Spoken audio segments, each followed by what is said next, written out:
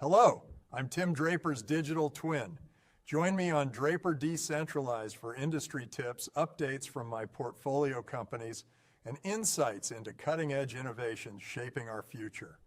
Biofire, a defense technology startup, has delivered its first production smart guns to customers, marking a major milestone in the firearm industry.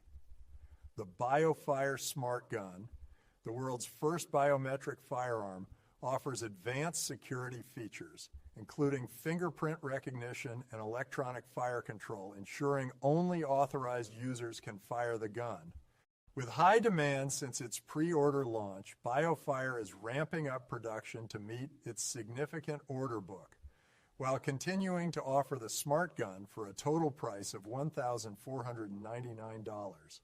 CEO Kai Klopfer hailed the milestone as a breakthrough in firearm technology, enabling owners to protect their homes while preventing unauthorized use. Biofire's Smart Gun combines aerospace-level engineering with biometric security. The company continues to scale production, with customers receiving updates on their deliveries based on reservation timing. Thank you for watching today's Draper Decentralized.